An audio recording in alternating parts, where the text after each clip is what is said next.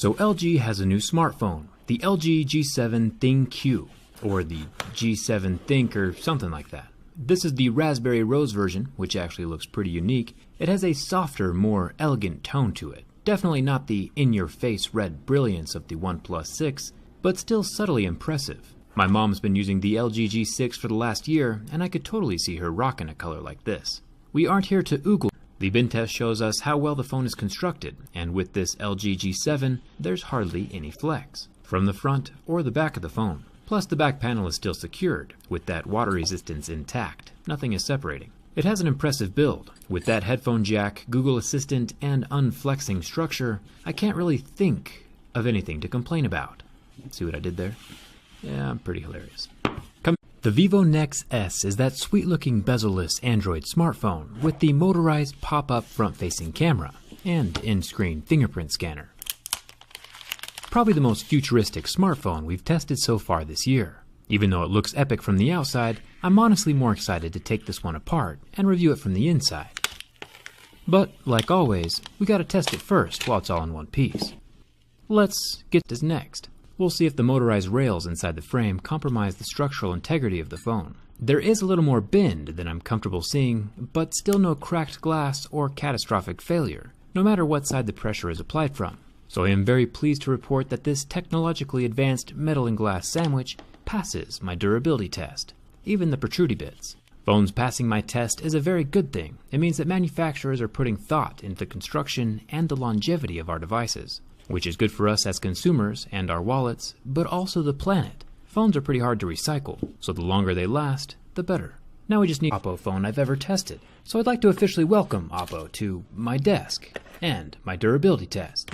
I've performed these tests on over 100 different phones, mostly flagships. I'm not abuse. Remember, I've tested over 100 phones, and the vast majority of the phones I test survive. Even the previous motorized Vivo Nex. Commencing the bend on the Oppo Find X, I instantly knew something was wrong with or stopped bending like most phones do. Some parts of the phone can handle the flex, like the metal frame, but one thing that can't handle the flexing is the rigid and brittle AMOLED display panel. That display underneath the glass cracks, rendering the screen pretty useless since the colors now have a mind of their own. The back panel starts lifting off, and both the front and rear thinking, yeah, of course it broke, you just bent it in half. But keep in mind that over 90% of the phones I get my hands on are strong enough to withstand this exact same abuse, and go on to live long, happy lives, until I harvest their organs for parts. You know how it is.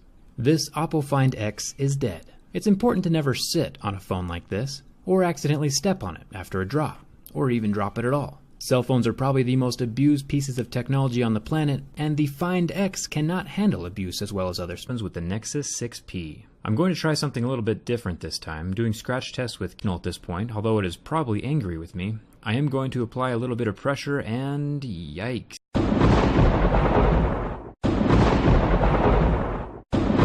This phone in half with her hands. The Nexus 6P is a joke. Hands down. I have not been this disappointed since seeing Jar Jar in The Phantom Menace. Hit that subscribe button if you want me to continue testing phones before you go out and buy them. I hope this video answered any questions you had about the Nexus 6P's durability.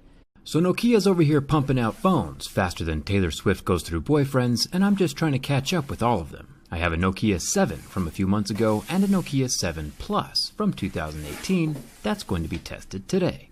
Since I don't need the 7 anymore, I'll be giving it away over on my Instagram, and I'll explain more about that at the end of this video. This black copper Nokia 7 Plus is the one we'll be durability testing today. The entire Nokia lineup have all had some pretty impressive build quality, and the aesthetics of this dual camera black copper device is pretty sweet. Right out of the box the phone feels solid, and has what feels like smooth plastic on the back, but there's only one way to know for sure. It yields zero movement, and even flipping the phone around and bending it from the front, nothing. Nokia has seriously produced some of the most sturdy bunch of phones I've ever tested. The plastic back panel won't ever crack in a drop like glass might, and it's just overall a very well built phone. I'm impressed. I'll still be giving away the